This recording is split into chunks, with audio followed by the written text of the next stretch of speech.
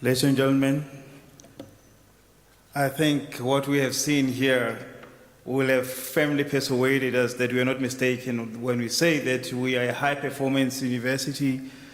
We are an African university shaping futures in the service of humanity on the basis of excellence. But we have to always think who translates that vision into reality beyond just the forces of collaboration, cohesion on the ground. Who is the force behind the power? I dare tell you that it is a notable sociologist who hails from the College of Human Sciences, who was very comfortable with concepts that vary so deeply in our thinking and that have had lasting impacts, that he is comfortable working with ideas that originate from Ali Mazrui, Mahmoud Mamdani, Kwesi Pra, and all the noted scholars such as even Modificate Asante, and just as equally and with deftness can immerse himself into the technologies of discourse that enable our business model in ICTs. I'm talking about the captain of the ship, none other than our able servant leader, Professor Mandla Makanya. I invite you to the podium.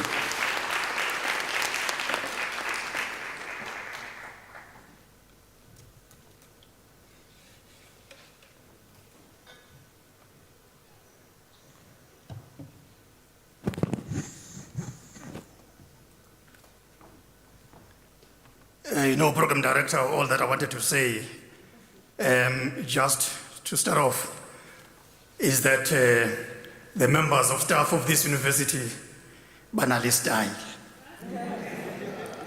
That is what we observed. But Program Director, thank you so much. Let me just greet the Chair of Council and the members of Council who may not necessarily be with us here today, and to greet our own colleagues from the executive and extended management, and to all our staff members, as well as the leadership of both organized labor, student formations, as well as beautiful students, who are with us here today. I just want to say it is so good to have you here. Similarly, the young ones who are aspiring to become Unisa graduates in no time. So we also are observing you with excitement. I just want to say, as we are gathered in this fashion, it is indeed the most exciting time as we bring the year to a close. And ladies and gentlemen, this is the academic closing of the year in an official sense of the word. And I just want to say, just underlining the words of the Chair of Council, that this year's ceremony takes place at a time of COVID-19, but also at a time when we have heard about the transition of the leadership at the university, both at the level of council, but also at the level of executive.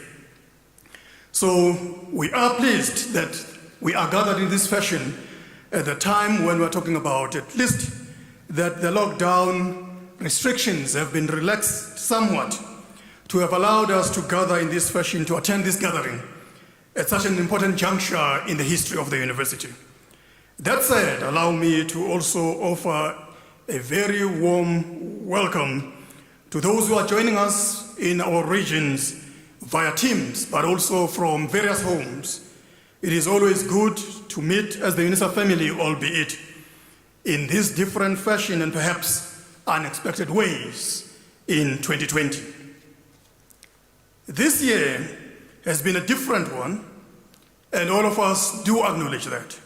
The pandemic has changed the world, it has changed our lives, and it has also changed our world of work in a very fundamental way. Some of our staff, I must tell you, have not been back at work, not in their offices since March of this year, and they've grown accustomed to working from home. Many have been called upon to return, and of course, returning to duty to work long hours, as it were, but in a manner that is slightly different because of shift work arrangements that we had to introduce. The interesting thing, by the way, that one needs to acknowledge is the reality that is associated with what we've come to know with the university staff. That they've been working these long hours, particularly in order to ensure that we can achieve that which we've just observed in the highlights. Let me just tell you that those who've returned, in many instances, have been asking themselves what might have happened in our lives. Because returning to work didn't necessarily mean returning to what you care to know, but returning to something that is completely different.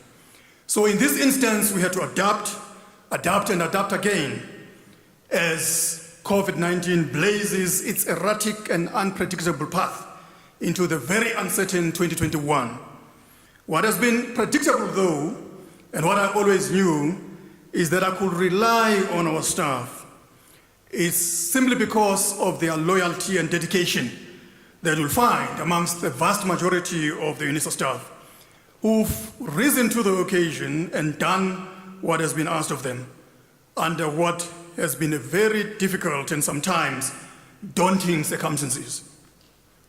If this is one that we can call the can-do attitude, let me tell you that it has assisted us to ensure that we've been able to conduct our online exams as we've heard, and that we've made this very brave yet necessary leap on our own journey to fully online, open, distance, and e-learning university. So I'm commencing this address then knowing fully well that we are now talking about the question of gratitude and thanks for us as a university community to have succeeded to uphold the 147-year history tradition of this university in terms of staff resilience that we've always observed, particularly this time around as you've prevailed over so many difficult challenges.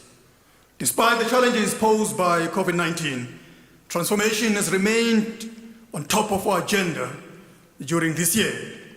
I think it will be true to say, however, that the changes necessitated by the pandemic have added yet another dimension to our change and transformation journey and a trajectory in this regard, which is our institutional imperative that will continue into the future. Change, I must add, is never easy, more so under such disruptive conditions. But I would like to believe that we've demonstrated that the momentum for change and transformation, which I spoke of at the beginning of the academic year, has delivered results. And I think you all deserve to be commended for that. As the higher education sector, we are nearing the end of the 2020 year, this in the context of the global trends that have largely been shaped by the pandemic and are likely to carry over, as I've indicated, into 2021.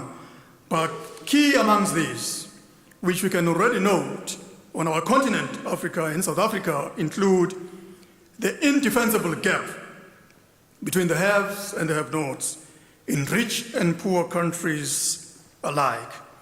There is much interest currently on the redesign of pedagogy in line with the growing reliance on technology.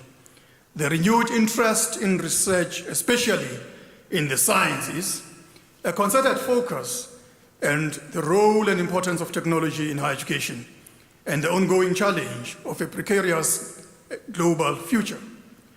There is, in fact, a growing acknowledgement that we will have to adopt a more holistic approach to our education delivery to ensure its ongoing relevance and ongoing agility in the prevailing context. And if you've doubted that technology is taking over our lives and our work, I'm reminded of an article that I read recently to the effect that since the launching NAV Home in 2016, about 10,000 families have been successfully placed in their homes through seamless functionality of this particular app. Mobile banking is a service provided by a financial institution that lets its customers conduct financial transactions remotely using a mobile device such as a smartphone or a tablet. The purpose of an app is to allow you to serve yourself and to do your banking using your smartphone or tablet. Similarly, the same bank has in fact begun to operate within our own shores and has successfully delivered thousands of homes to our staff. And this is very exciting because they've not simply just looked at staff in the context of what the banking industry will always do, but basically go beyond that and say we are looking for staff members who, under normal circumstances, get rejected by the banking industry and have made this resource available. And we're excited about this because it means that as they are part and parcel and partners with us at this point in time, by the time we come to the end of the relationship, this university will no longer be the same again because many of our staff will be having a place that they can call home. Now, following on this success, other banks have similarly adopted this kind of an app. What is interesting is that it is being used widely and effectively by many previously disadvantaged South Africans, perhaps in contradiction of the sentiment that we are not ready for technology. So our future, colleagues, is in our hands. But having noted these trends, Unisa has already implemented a number of initiatives, including defining open distance e-learning through provisioning of a blueprint with a clear roadmap towards 2030. We have had the Council approval of the establishment of the ODL Program Office, comprising executive directors as workstream leads that have been identified from all portfolios of the organization. And we also have defined the foundation and building blocks at the School of Business Leadership, as well as the College of Science, Engineering and Technology. We've already been treated to good news, I must add, of the success story that is coming our way from the School of Business Leadership. And we know that in not too distant future, we'll be hearing some good news as well from the College of Science, Engineering and Technology. Ladies and gentlemen, we cannot allow ourselves to be left behind.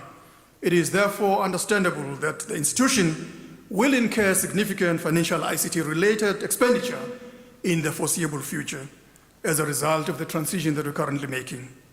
That said, there can be no doubt that Unisa has a significant advantage in terms of both the infrastructure and capacity, but also the kind of expenditure that is aimed at entrenching our advantage and building it to interestingly sophisticated levels for improved efficiencies and effectiveness, rather than building from the ground up, as it were. I'm pleased and proud of the amount of work that has gone into the very significant progress that we've made in the wake of the pandemic, particularly when you think about having to ensure that we don't lose the academic year. But we've done this with the sense in mind of relevance and sustainability. So much of the credit of this kind of transition and success go directly to all our staff members. The accelerated changes necessitated by the pandemic will undoubtedly have some ramifications which will have to be attended to. One of these have to do with the budgetary constraints that universities are going to be facing as we move into the future. I think we've all heard about the fact that if we don't generate our own third stream income, we'll certainly run into a crisis as the sector. This is expected in terms of income generation outside of the traditional income base that we've all traditionally have come to know. We have to prioritize this and do so urgently. Hence, the establishment as a University of the Unisa enterprise that has to up its game in terms of sourcing this funding, working side by side with the Unisa Foundation in ensuring that the university can, in fact, be successful in this regard. Colleagues, allow me to reiterate that I believe that as a university, we have our own process currently of recalculation. I mean, the program director, Professor Khomutso Masimula, ventured into that, albeit briefly. And through the design of new courses, we are in the process of positioning ourselves at the cutting edge of relevant courseware and delivery in this country, our own continent, but across the globe, as it were. We are already at the forefront of decoloniality movement, and it remains for us to ensure that we continue to match the spirit of transformation and innovation with our own tradition and reputation for quality and excellence. And that in time of really fundamental disruption that has brought so many challenges, we are going to be providing leadership in this particular terrain. I'm also confident that we are dealing with this in a very pragmatic way in pursuit of the best possible outcomes for both our staff and our students. So what we need right now is to ensure that our innovative pedagogy is matched by excellent student experience, and I think we still have a long way to go in this regard. Chair, you've made mention of this in passing. But we are making every effort, I must add, to overcome these challenges. In my last Senate meeting this year, I thanked and congratulated all our senators for their industriousness and commitment to ensuring that the academe remains a dynamic and innovative space despite the challenges that they've had to face this year. I would like to reiterate the vote of thanks in this assembly. The loyalty and commitment that one has seen by far from the majority of our academic staff has been commendable. Such diligence and devotion, colleagues, is critical when one appreciates the very important fact that Unisa has been and continues to be a beacon of hope to thousands upon thousands of students. We remain a drawcard for many students, not only in this country, but our continent and the rest of the world. We also remain by far the largest of South Africa's 26 higher education institutions. I'm sure many of you must have heard of the recent graduation with a PhD from Unisa of a celebrated South African actor, Mayor Regina Nesengani, who's famous for playing Chief Azwindini's mother, Womasindi Mukwebo, on SABC 2. Sophie Mubango. I know that Ntate Makgata is very excited about this because he watches it without fail. Now, colleagues, Nesengani's doctoral thesis, which he wrote in Chivenda, is on gender-based violence. I don't know of any other university that offers such unique opportunities to so many people, and in their mother tongues. Unisa is indeed a university of the people and a university of the times. We remain a unique tour de force. When it comes to our HEMIS data, the pandemic has set us back by 2 months, and the final audited HEMIS submission was therefore only completed this quarter. However, it will also be supplemented by preliminary information from the 22 student data, which was submitted towards the end of October, as well as the provisional information on the May-June exam results, which became available this quarter as well.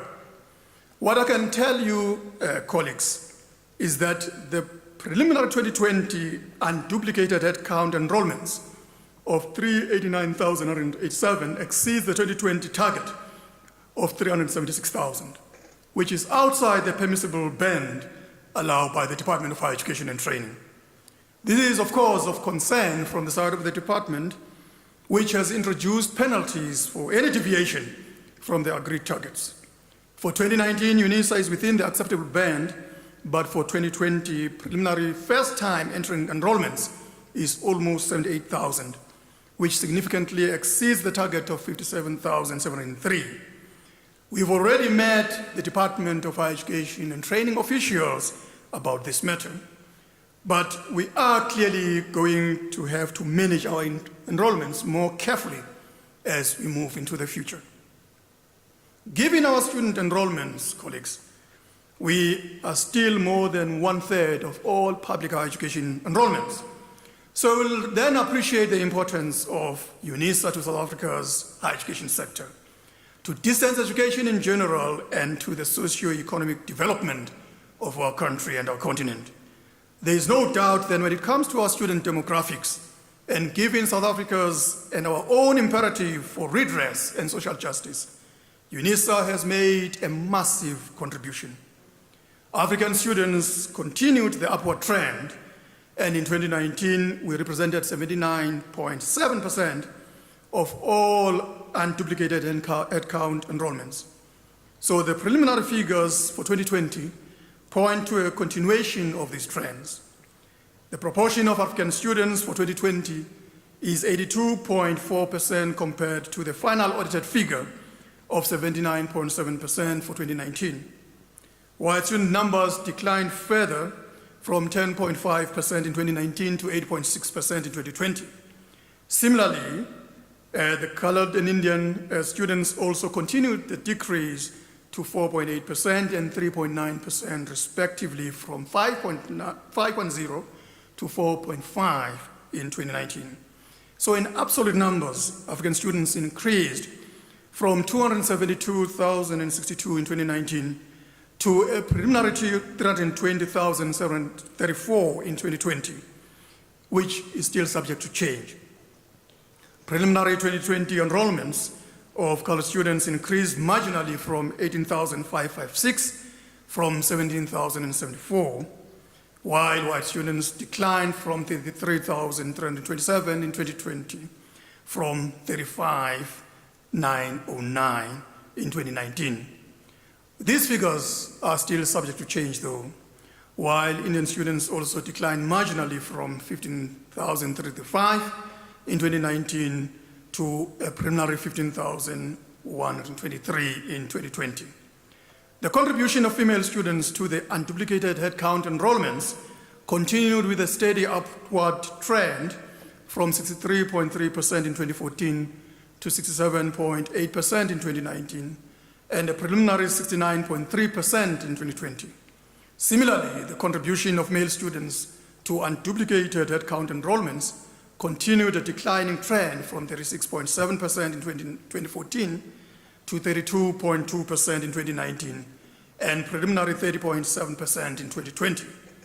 In absolute numbers, female students increased from 232,250 in 2019 to a preliminary 269,745 in 2020, and male students decreased from 110,517 in 2019 to a preliminary 119,442 in 2020. It's therefore evident the female students are increasing faster than the male students. So if you take these figures, while other numbers are increasing and others decreasing, the net effect is that the increase is on the female category. But in any event, it does not put us in an awkward position, because all that it does is that it addresses the question of the demographics, which in reality are saying that we have a larger component of females in society, and therefore that is the right thing that is currently happening. When it comes to enrollments in the various disciplines, the agreed targets for 2019 for science, engineering, and technology, and for business and management were not reached. In fact, we noted a slight downward trend, especially for business and management. It is therefore encouraging that the preliminary 2020 enrollments, still subject to change though, indicate that science, engineering, and technology increased to 11.3%, translating to 44,121 enrollments, and business and economics to 28.2%, that translates to 109,908 enrollments. For 2019, education continued an upward trend, and with 31.4% exceeded the proportional contribution of 21.5%. The broad field of other humanities were fairly stable. With an actual contribution of 31.8% in 2019, this broad field of study exceeded the target of 27.4%. Preliminary 2020 numbers indicate that education is now on 26.6%, and the exact number is 103,453 just in one college alone, which is moving in a comfortable way to its target. Other humanities, with a third of enrollments, that is 131,704, or 33.8%, which is moving away from the target. But of course, Prof. Masimula to keep an eye on the prize, as it were, in that regard. What we are noticing then, colleagues, is a higher proportion of undergraduate enrollments and decreasing postgraduate enrollments. The large number of higher certificate enrollments is specifically of concern, because many of these are also in lower funding groups, which affects the teaching input units. This is an indication of increased enrollments on courses which are in lower funding groups, such as education and law. As reported in our last quarter, the Department of Higher Education and Training is also planning to review the revised funding framework in the 2021 year for implementation. So the current proposals will obviously impact us negatively, as many enrollments currently in funding group 2 will be reclassified into funding group 1, and the proposals then intend to differentiate between Unisa and other distance education courses. So this represents a major strategic risk for Unisa, which is aggravated by the changes in course enrollments by course level and funding group mentioned above. We are, of course, attending to this because we can't simply just rest on our laurels and hope that it will sort itself out. So the degree success rate is continuing the increasing trend from a low of 64.9% in 2016 to 68.4% in 2019. When it comes to exams, a total of 973,222 exams were written by students in May-June 2020, which is significantly higher than in the previous years. So who says that operating online has some negative effects? The implications of this transition clearly help us to see the transition that actually is on our side as a university. Furthermore, the exam absence rate was lower on 1.4% compared to 2.6% in 2019. This is important given the COVID situation and lockdown at this time. It should be considered that this was the first fully online exam that took place at the university. It therefore is important for us to observe that the normal pass rate was almost a percentage point higher than in 2019. The number of graduates also continued to increase. Colleagues, I'm really pleased with the work that has been done in the academy this year, and obviously one needs to recognize all our executive deans, their deputies, the directors of schools, chairs of departments, for the work that they've done, which is excellent. But similarly, that would not have succeeded had it not been for our support staff, because in the nature of the work that we do, that kind of cooperation is the only way in which we can make a success of the stuff that we are doing. This is excellent for me to mention, particularly when one thinks about the progress that we've made despite the major disruptions that we've had to endure. I'm proud to say that our transformation has not been unidimensional. At Unisa, we have an academe that has demonstrated its commitment to their own development and progress, and to the growth of their own disciplines and research, including through collaborations. The number of our rated researchers is growing year on year. Our academics are also receiving accolades, and they are being appointed in important boards and committees, which is an acknowledgement, by the way, of their professionalism and expertise. And we have a number of academic staff who are at the forefront in their own fields. A number of inaugural professorial addresses could not be delivered this year as a result of the pandemic. We've now taken a decision that is actually going to surprise each and every one of you, that the bulk of our inaugural lectures come 2021 will also be done virtually. This is important in order to ensure that we don't miss out on the important work of the university. Our community engagement initiatives have garnered a lot of positive attention, and they are bringing honor to our university's name and reputation, while enriching and bettering the lives of those whom we are serving.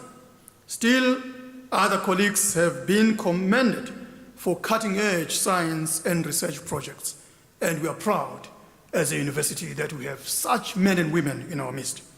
We've achieved so much, colleagues, in the field of collaborations, where we've entered into an array of useful and productive partnerships that are innovative in their conception and yet entirely pragmatic in their intention, in their execution, but also in their outcomes. It is perhaps not fair to single out any discipline or field, but we are receiving a lot of attention for the work we are doing on sustainability, agricultural sciences, and science, engineering, and technology.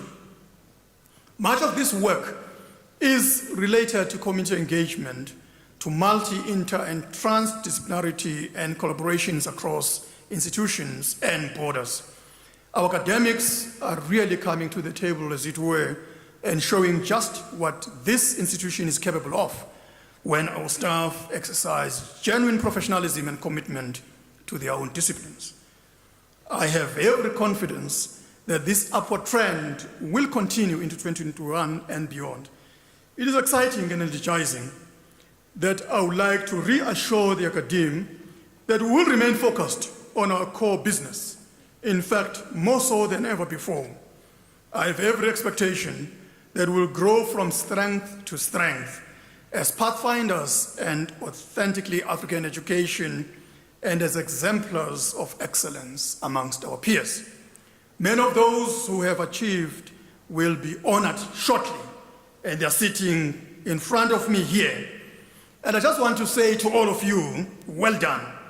As the University of South Africa, we are proud of you.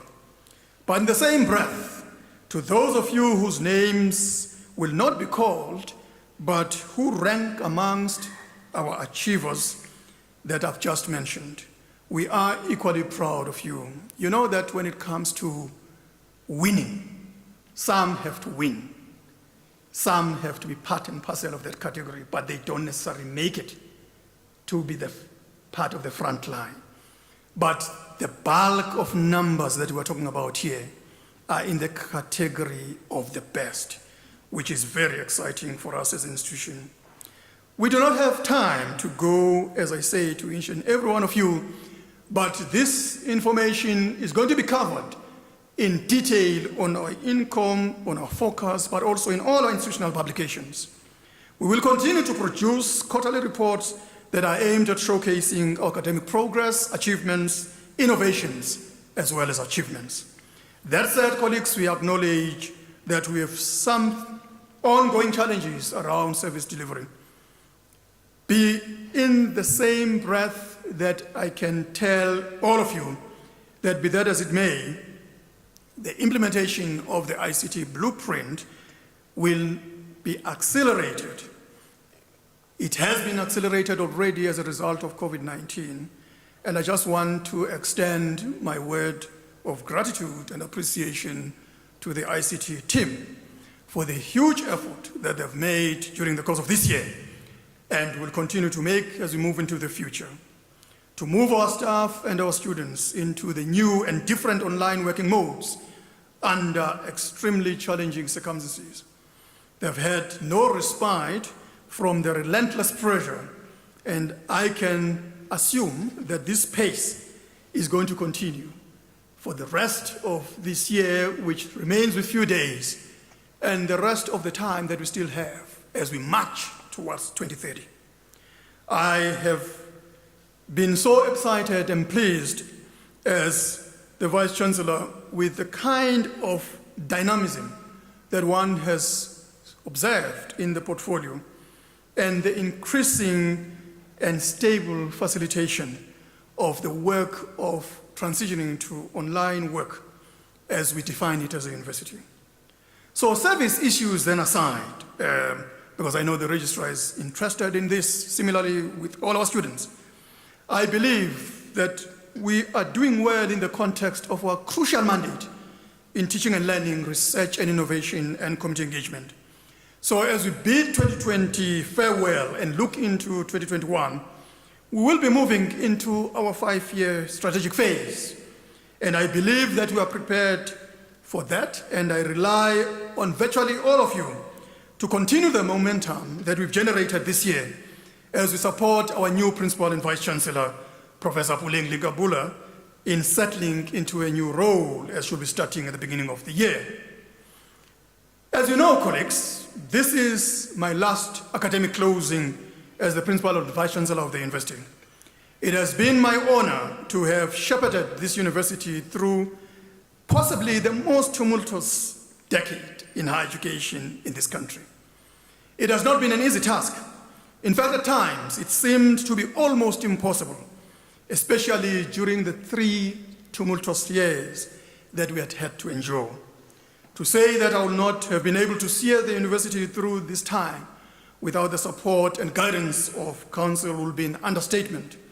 And so I would like to use this moment to acknowledge the Chair of our Council, his entire executive and members of Council for their commitment and support to our university over the past decade. There is an immeasurable contribution that is deeply appreciated by the university. In the same breath, Chair, in a direct sense, to thank you for your selfless dedication to the university, and the results obviously are speaking for themselves. Our new Chairperson of Council, as you mentioned, Ndade Machugudu James Mabua, who was formerly the Chair of Finance, Investment and States Committee of Council, will then be taking over the reins just a few seconds after midnight tonight, because that will be the 5th of December. So we welcome him and wish him well for his tenure. Mr. Mabua, you must know that this university is assuring you of its support. I would like to acknowledge my executive team at this point, who've had to endure this hard time of years of working in an ad hoc manner, delivering within the context of ad hoc crisis mode, who've had to continue to work in a manner where to deliver the work day and night in ensuring that that which is expected of us is done. Similarly, the executive deans and their entire management committees that I need to thank at this point, executive directors and their own teams, as well as the directors of our regions. That is inclusive, by the way, of our campus in Ethiopia. Ladies and gentlemen, this year has not been different insofar as the dedicated service that I've received from the community of leaders. That is why I want to mention them in this direct sense of the word. I have honestly been impressed with their work ethic, particularly this year, and I want them to continue doing what they've done. This is good work, it's acknowledged, it must go on into the next year, and the other year, and the other year, and so on, and so on. You are all owed a great debt of thanks and appreciation. I've already thanked our staff for their contribution, and I reiterate that now I ask that we continue your support for our own students and this university as we move into the era of new leadership. It's been my honor and privilege to have enjoyed your loyalty and support. It is obviously my honor to say this has continued throughout my career at this university for a period that far exceeds 3 decades. This time as a principal and vice chancellor, previously as a pro-vice chancellor, prior to that as an executive dean, and prior to that as a dean in the old Unisa, and also as a professor in my own department, working with none other than this program director that says he's happy now that I'm retiring, so perhaps I can do some teaching. Now I'm saying, how do you expect a retiree to work so hard? Ladies and gentlemen, I would like to thank all the stakeholders for their various contributions to Unisa. I have no doubt that the stakeholders will continue their support for this august university as they have done, in my case, in the past decade. Last but not least, colleagues, I must express my appreciation to our students who have had to journey with us over the last decade through tumult, disruption, tough times, but who never gave up. I'm especially proud of the manner in which our students have embraced online exams in real time. The statistics are speaking for themselves. This has not been easy, and it speaks to those qualities that our students have become renowned for. These qualities are resilience, proactivity, and courage. Long may it continue. I think our students do deserve a round of applause.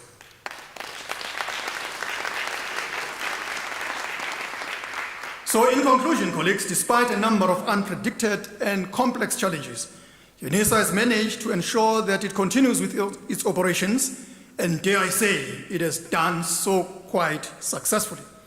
Most importantly, our academic performance has been sustained and satisfactory under extremely challenging circumstances.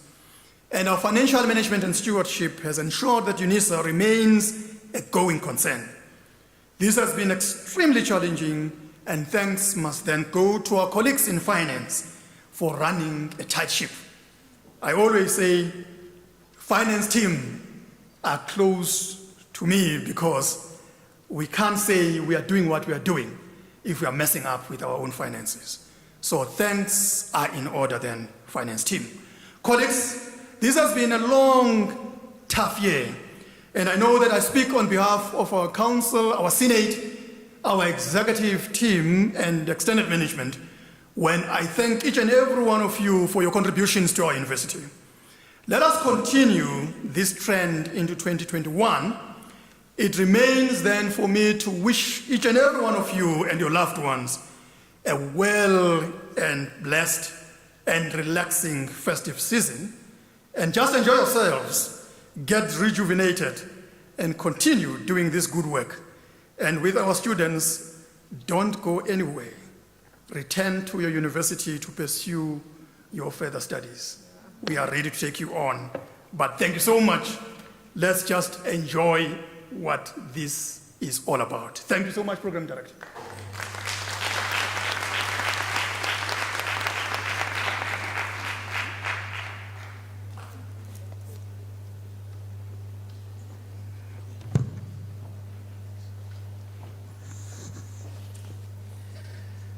Ladies and gentlemen, the principal has spoken, and I feel particularly vindicated that he has demonstrated once again his versatility. He has moved very seamlessly from the discourse on apps and ICT, artificial intelligence and ODL, well into the digital divide and HEMIS data, headcounts and enrollment planning. He has been well-rounded and, I dare say, on the ball. We are very grateful, Vice Chancellor Professor Makanya, for steering the ship during this tempestuous time. But for all your sins and your resilience and your excellence, I now demand that you return back to the stage, Professor Makanya, because it's a time when you are now going to present the College of Graduate Award, Excellence Awards. But on that note, naturally the VC cannot come unchaperoned. So I will request at this point Professor Veronica McKay, Acting Vice Principal Teaching Learning, Community Engagement and Student Support, to join Professor Makanya on stage to present the College Graduate Excellence Awards. Thank you so much. And before I just call out the name, let me just outline the protocol or the procedure that's going to be followed this morning. The student will be called to the stage, and you will pick your certificate on the table on your own, for obvious reasons. The student will then proceed to the stage for a photo opportunity. And on stage, the student will be congratulated by both Professor Makanya and Professor Makai by means of elbow greeting. The student will wait for a photo opportunity and then proceed back to their seat. At this point, it is recommended that the following candidates receive awards in the College of Graduate Excellence Awards category for the best results for 3-year diploma and undergraduate bachelor's degree, including professional degrees in each college. Each candidate is called to the stage, and the above process will apply as outlined. Please observe it with deftness and aptness. I shall begin with the top students in the College of 3-year diploma in each college, the college for a completion of an undergraduate bachelor's degree, including professional degrees, and I begin with the College of Education. First in the list is M. De Boer. I believe that they are receiving the honor in absentia, followed by Zaid Ismail. Round of applause, please.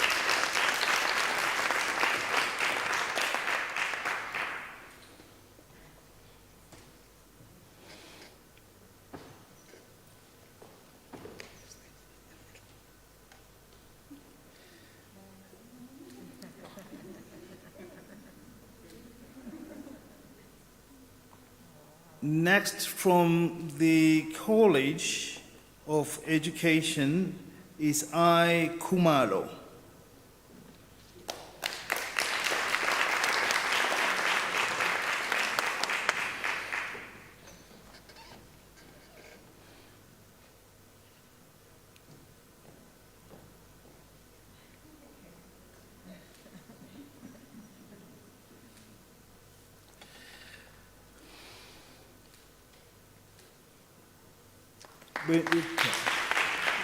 We now move on to the College of Agriculture and Environmental Science, and the first on the list is N. Omar, in absentia, followed by R. Nkuna, who is here present.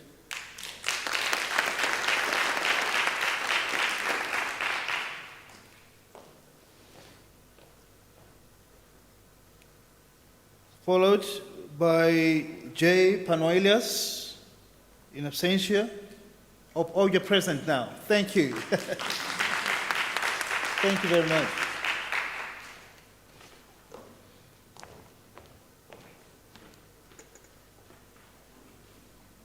Ms. Panoelias is followed by R.M. Buicanyo, who is in absentia.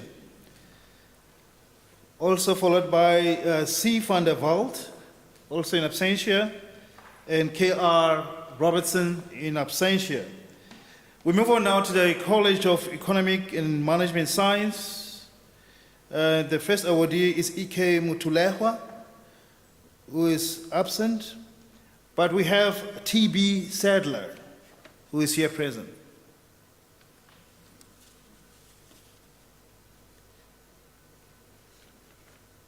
Not here? Okay. Right. Well. Okay, we now continue with the awardees. Same college, we have now S.H. Mukwebo.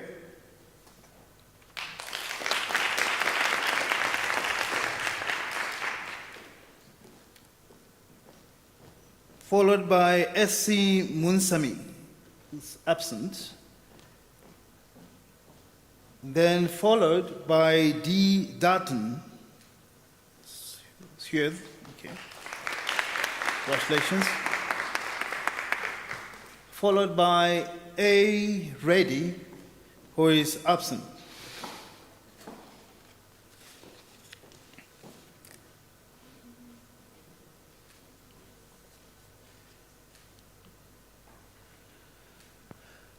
We now move on to the College of Human Sciences, and the first recipient would be S. Mnisi, who is absent, followed by C. van der Merwe, who is here present.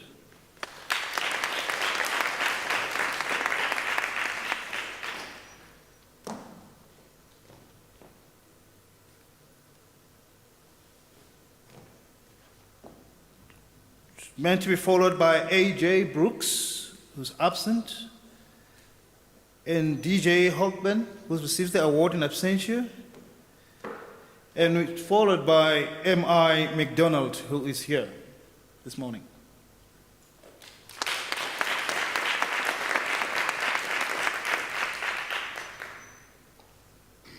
Ms. McDonald is followed by A.Y. Fenter.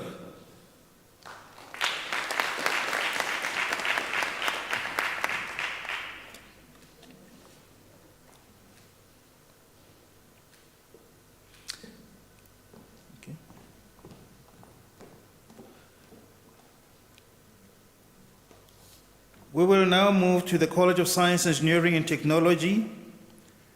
The following awardees are C.S. Reed, who receives the award in absentia. S.P. Mabuza also receives the award in absentia, as well as C.L. Mauger, who receives in absentia. The College of Law now is awarding K. Mufokeng, who is here present.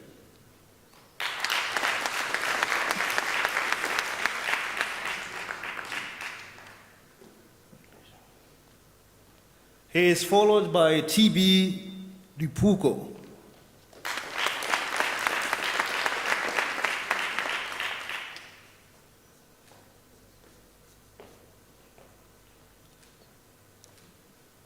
And he is followed by Z.P. Lishabana.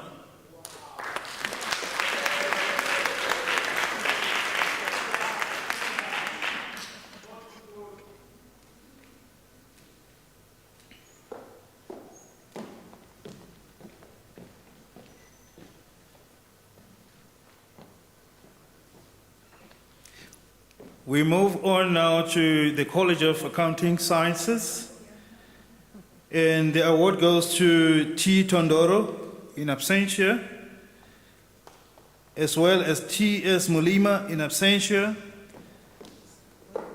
Oh, are you here? Oh, thank you.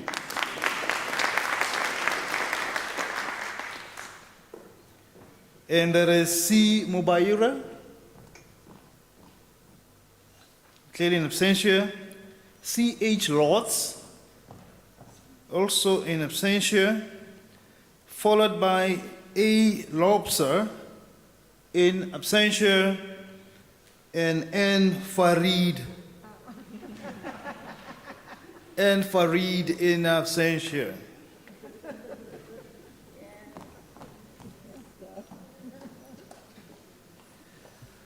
We have come to a stage where we're going to be presenting the Senate and Council Graduate Excellence Awards, and at this stage I will request Professor McKay to return to your seat and Professor Manda Makanya, our principal, to remain on the stage. The recipients of the Senate and Council Graduate Excellence Awards are supposed to be presented by Professor Moza Madikani, who will join the principal on the stage.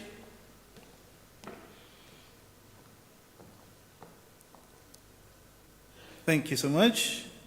The awardees are S.H. Mukwebo,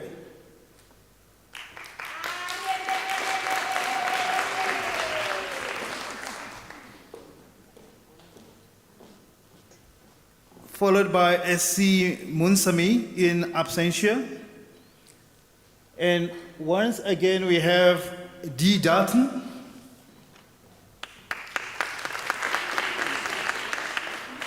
Huh? Is it the wrong one? There's a script. Oh, goodness. Okay. I apologize for that, for giving you double the award.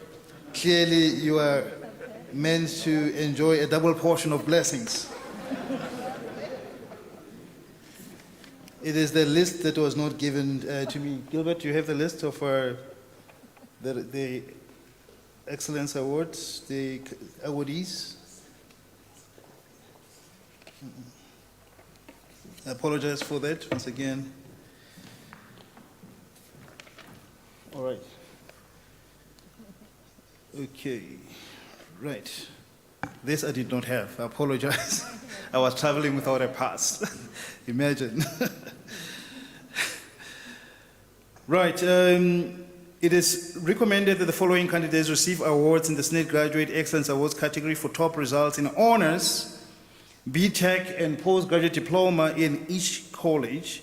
And in the College of Education, we have V. Governor, who is not here present, followed by M. Mukine, who is here this morning.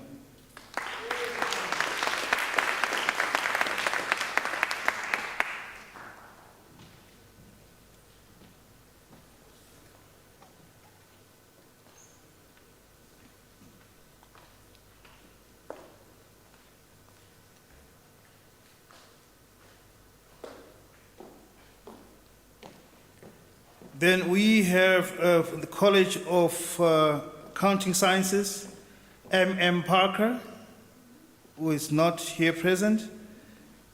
And we move on then to the College of Agriculture and Environmental Sciences.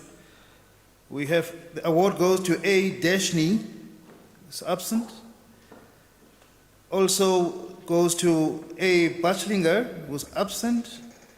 But fortunately, we have G.S. Greylen to receive his award.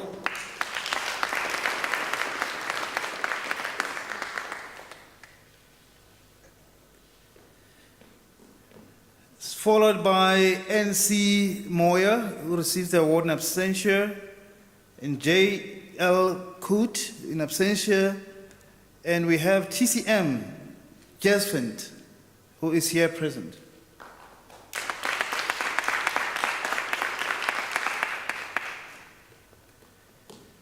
From the College of Human Sciences, we have A. van der Westhuizen, who is here present.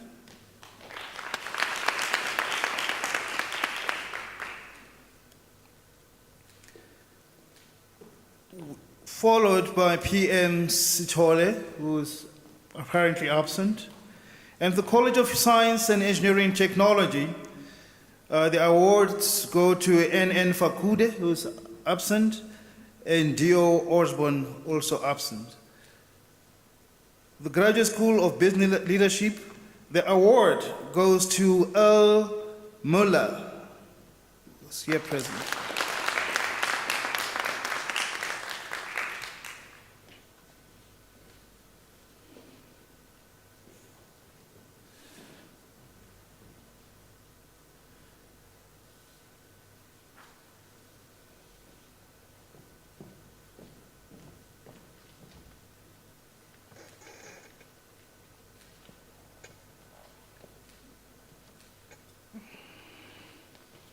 We come now to the stage where we call out the Recipients of Council Graduate Excellence Awards. It's recommended the following candidates receive awards in the Council Graduate Excellence Awards category for the best results in research master's degrees and the best coursework master degree in each college.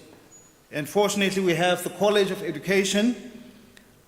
R. Gabbers receives the award in absentia, followed by S. Changela, who is confirmed.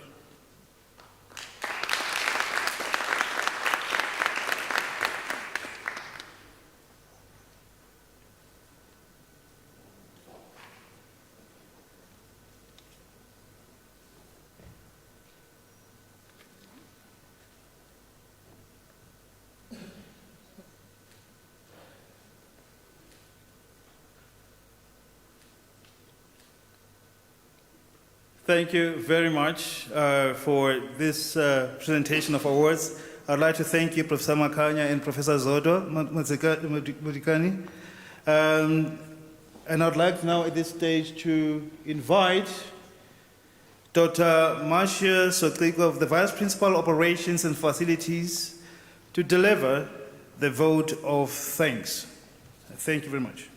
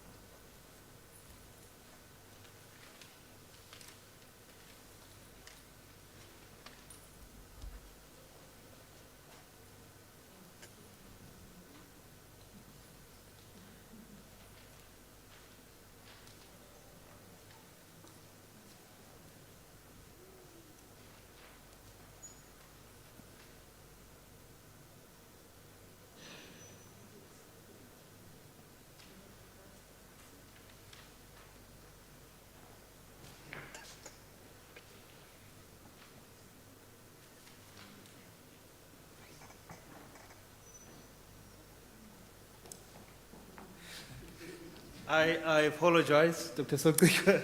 It looked like it's not over until the fat lady sings. Yeah. Since of omission, I apologize to the awardees. Once again, it's just the paperwork. The back and forth printing made it impossible for me to find the other awardees. But I apologize as we give the award to MJ Maluleka in absentia from the College of Accounting Sciences, followed by BZ Nkosi, who is from the College of Agriculture and Environmental Sciences.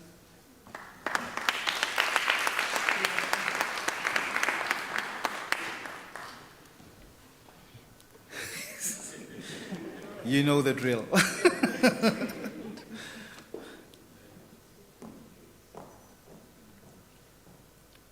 And from the College of Economic and Management Sciences, K.A.P. Masike.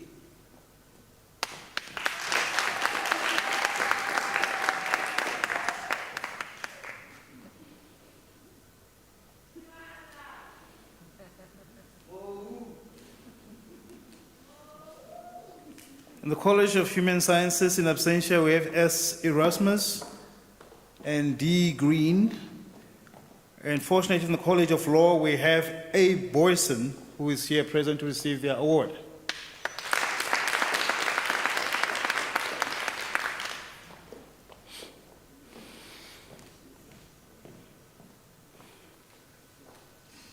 Then the College of Science, Engineering, and Technology, M.E. Malefane receives the award in absentia. And also in the Graduate School of Business Leadership, H. Sewanarian receives the award in absentia. And we'd like to thank you once again, Vice Chancellor and Professor Mota, Finally, we have come to the stage where we have the closing remarks by the GVC, Dr. Sotrigwe, and the vote of thanks. I thank you all. Thank you.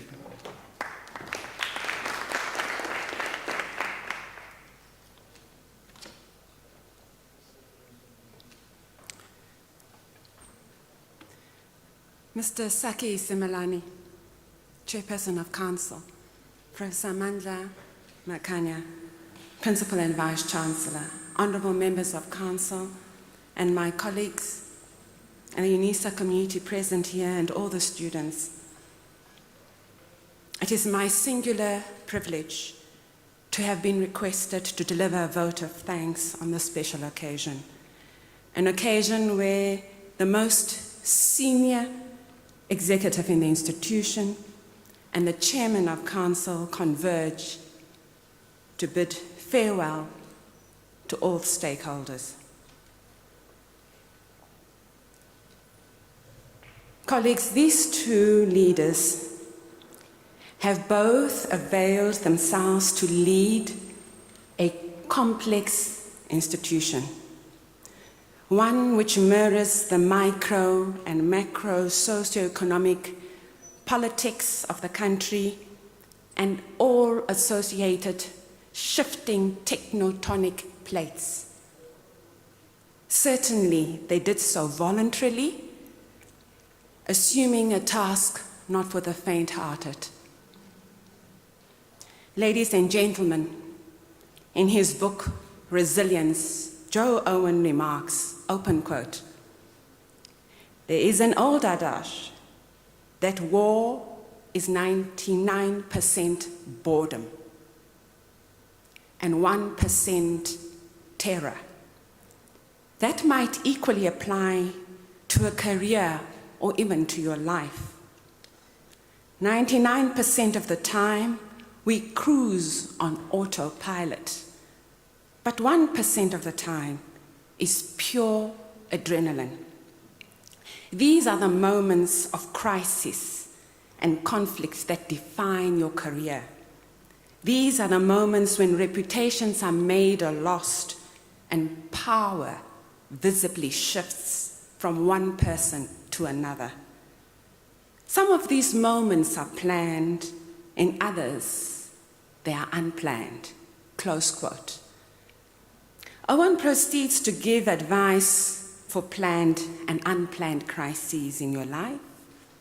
Today, we find ourselves in a fortunate position that the transfer of power is planned, saving Unisans from pain of uncertainty and insomnia. I must say, President Trump can heed a word or two from the Africans. Roughly 2 years ago, I asked the chairman, Saki Simelani, quietly what his legacy is. I don't know if the chair recalls that moment. He said then that, "Sotukwa, I want to support Professor Makanya." I subsequently researched the chairman's speeches and observed the common theme is a call for transformed Unisa. To quote him in his exact words in 2019, he said, open quote, "All I want to say is that I expect Unisa to have serious debates about the identity we are now constructing in our journey towards the Unisa we are visualizing for 2030. Such debates should provide innovative solutions about decolonizing, deracializing, demasculinizing, and degendering the university to create an inclusive Unisa that is intolerant of all forms of discrimination." Close quote. Chair, I want to say that these words resonated with many in this very hall, and I believe Unisans rose to the occasion and continued debating about inclusivity with great intensity and alacrity. So we thank you, Chairman Simelane, for invoking deep reflections about our collective identity. During your tenure, the former president, Thabo Mvuyelwa Mbeki, was inaugurated as the Chancellor of Unisa. Our graduation ceremonies have become the most sought after. Students and parents alike pack this hall to full capacity to hear the magical reflections of the challenges of our times through the lenses of our Chancellor.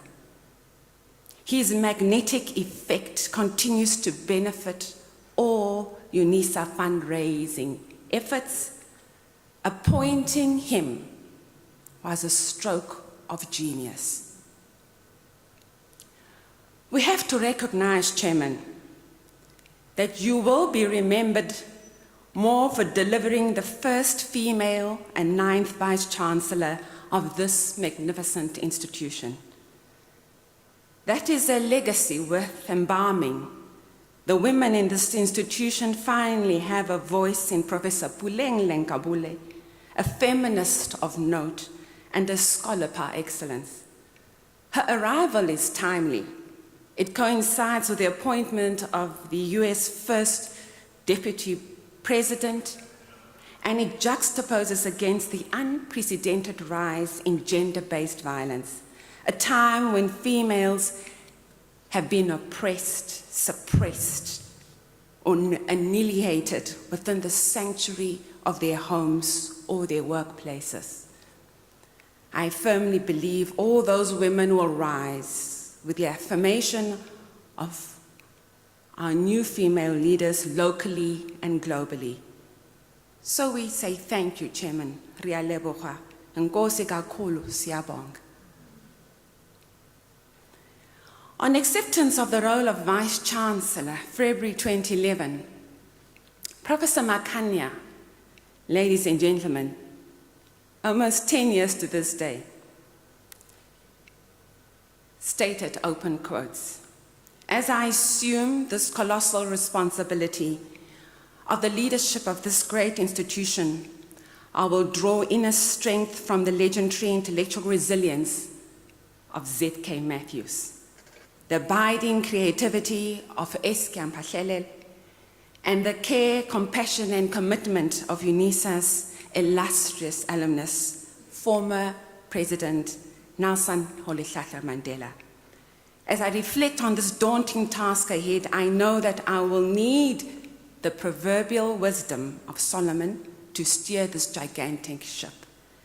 The bestowal of responsibility and leadership of an institution of Unisa's magnitude requires wisdom, courage, hope, and commitment to the development of Unisa, to the development of the South African society, to the development of the African continent and beyond." Close quote.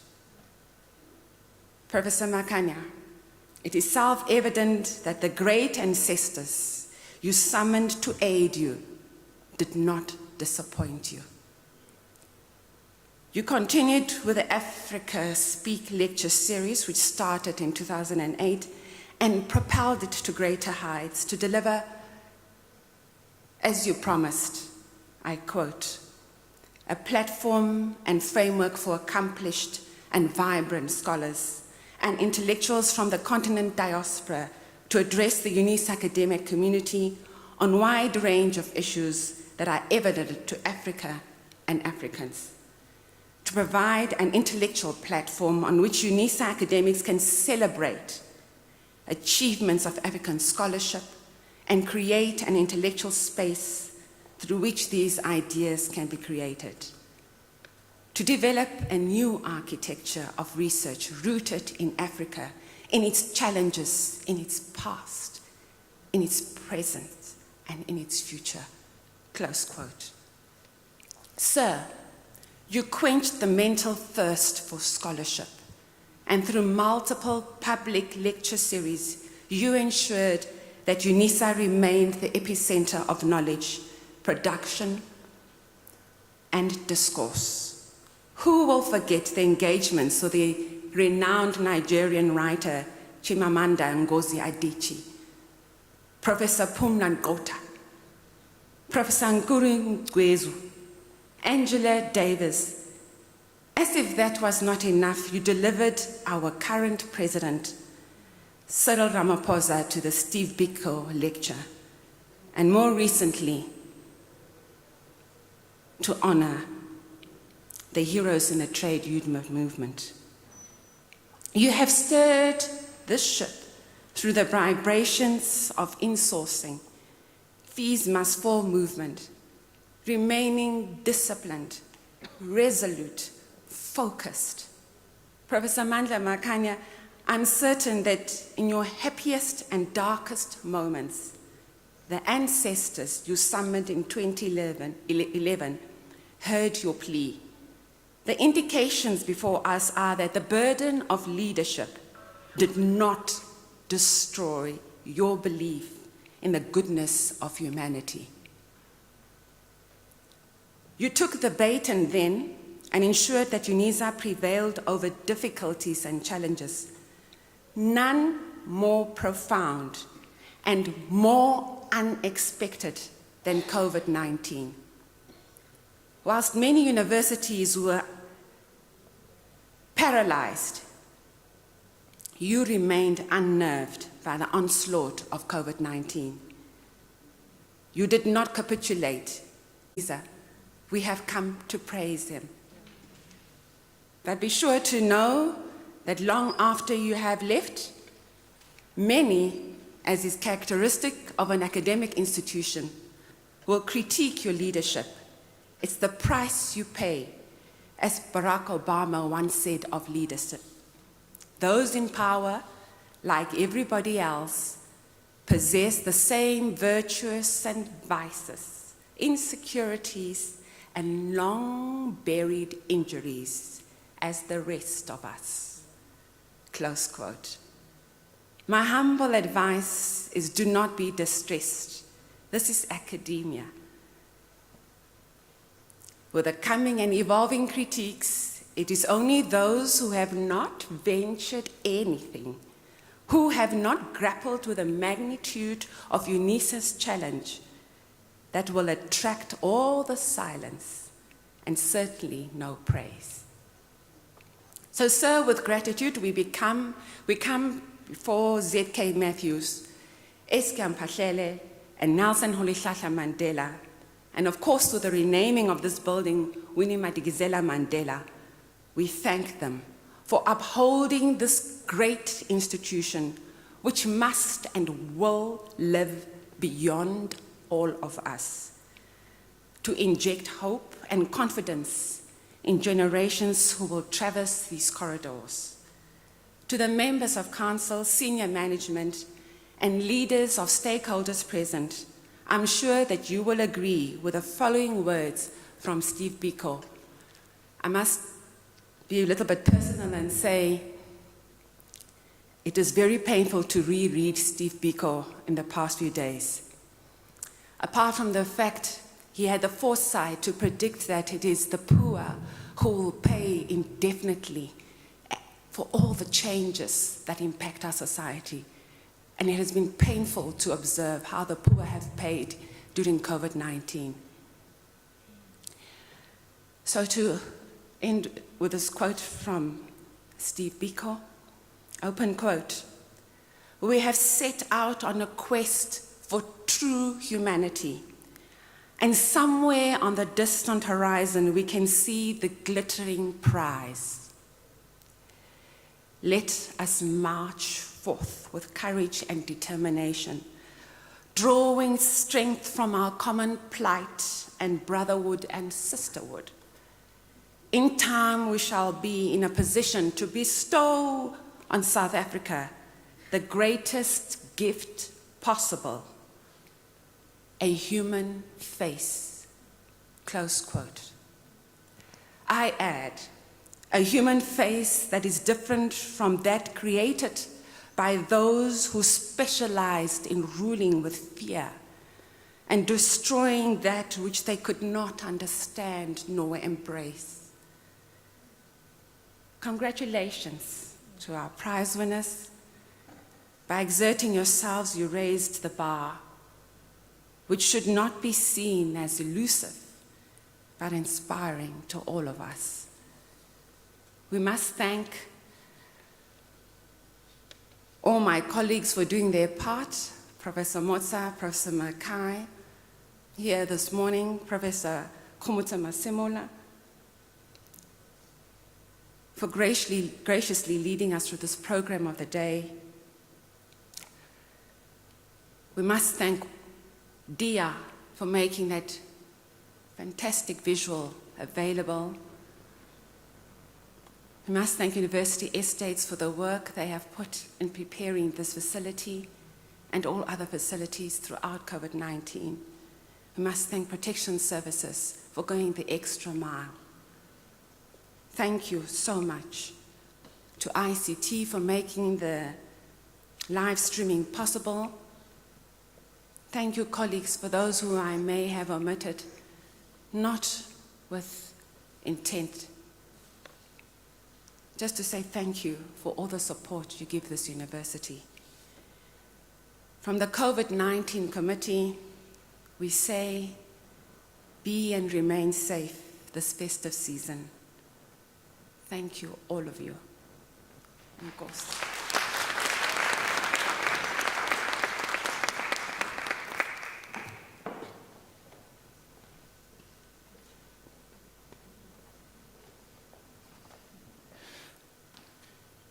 Thank you very much, Dr. Sotigo, for a very eloquent vote of thanks, which was delivered with such great finesse, pomp, and grace. We are grateful to you, Madam, because it was all the way shot through with nostalgia and optimism, and recalled the days of the Chairperson of Council, who was championing the ideas of decolonization, transformation, and demasculinization. And that is how a legacy is founded and entrenched on the basis not just of success for the few, but access and success. This year, Vice Chancellor, could have been an annus horribilis, but indeed, with the help of your vision and your executive management, including Professor McKay, we managed to save the academic year and we transitioned successfully to online platforms. It was not an easy feat, but it was done nonetheless. And we are very grateful for the opportunity to have been part of that experience, not to read about it in the newspapers years from now. At this point, I'm tempted to close the proceedings because a lot of us as stayed are welcome on the podium. But I'd like to request all awardees to remain in the hall after the proceedings for a group photo, if you do not mind, because this is a day to remember. It is not an annus, it is the year that the Lord has made, the year of the Lord's favor. So I would like at this point, therefore, to thank the outgoing Chairperson of Council and the outgoing Principal, Professor Makanya, for gracing this occasion and painting that picture of how things had been and how things will be in the future. In a sense, this official closing ceremony was a future-proofing exercise, and we are grateful for that. On that note, I'd like to close proceedings and wish everyone a safe and pleasant festive season, a prosperous 2020, and to awardees, Mazel Tov. Thank you.